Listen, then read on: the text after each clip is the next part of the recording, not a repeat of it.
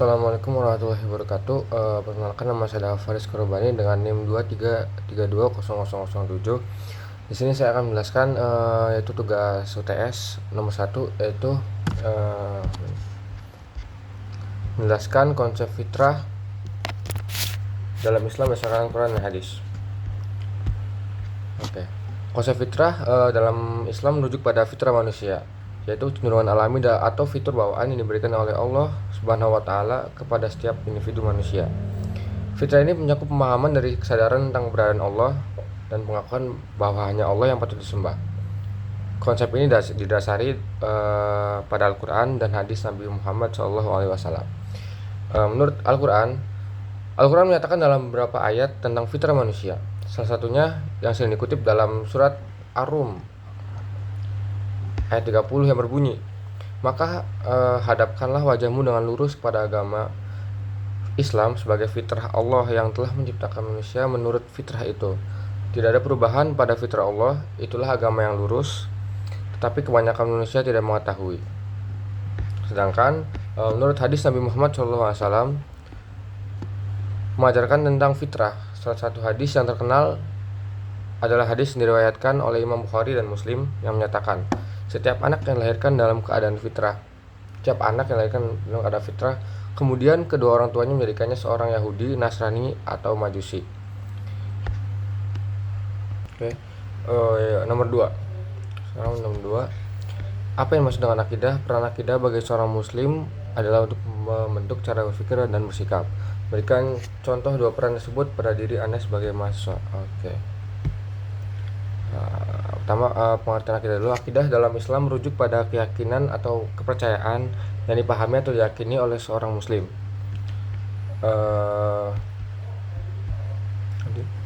Contoh akidah dalam diri saya sebagai mahasiswa adalah, yang pertama adalah pandangan terhadap ilmu pengetahuan. Menganggap ilmu pengetahuan sebagai ibadah seorang muslim untuk mencari ilmu yang mulia dan berguna bagi sekitar. Yang kedua adalah dalam etika dan moral. Akidah juga memerankan peran penting dalam membentuk etika atau moral seorang muslim. Keyakinan dalam akidah Islam mengajarkan nilai seperti kejujuran, keadilan, kerendahan hati, kasih sayang, dan kebaikan kepada sesama. Sebagai mahasiswa, saya akan bisa untuk menjaga sikap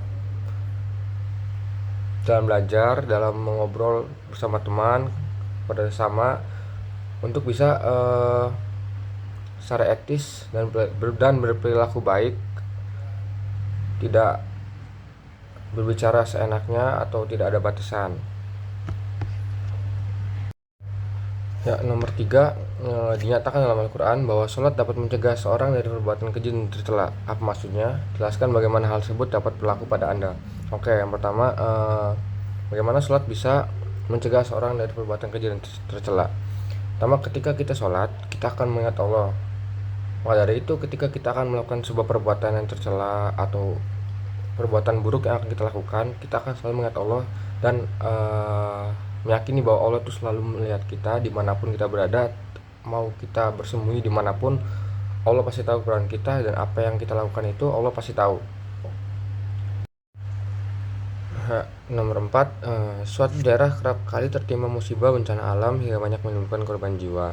Atas saran seorang tokoh, masyarakat diminta untuk melarung atau memberi sesaji ke laut dengan harapan musibah akan berhenti. Setelah itu, daerah itu tidak pernah lagi tertimpa musibah, bahkan menjadi daerah yang makmur. Bagaimana pandangan Anda terhadap fenomena tersebut? Mungkin ada bisa terjadi dua sudut pandang dari fenomena tersebut. Yang pertama, sudut pandang ilmiah. Mungkin bisa jadi kebetulan ketika masyarakat melarung atau memberi saji ke laut, musibah yang terjadi pada saat itu memang berhenti. Dan hal positifnya di masyarakat, mereka bisa saling menjaga kebersamaan dan tali silaturahmi mereka erat. Sudut pandang kedua itu bisa sudut pandang kebudayaan atau uh, kepercayaan atau kebudayaan, sudut pandang kepercayaan atau kebudayaan yang biasa memang diwariskan dari leluhur atau generasi ke generasi, sehingga sudah kebiasaan ketika ada musibah melarung atau memberikan saji ke laut. Itu juga mungkin sebuah kepercayaan yang tidak selalu bisa terjadi, dan ya hal positifnya sama dengan sudut pandang ilmiah, yaitu mempererat silaturahmi dan mempererat lagi tali persaudaraan antar masyarakat. Oke, sekarang yang kelima, tujuan penciptaan manusia di bumi ini adalah untuk beribadah. Jelaskan bahwa kegiatan perkuliahan yang sedang Anda jalani ini termasuk satu bentuk ibadah. Oke, surat satu dalam Al-Quran yaitu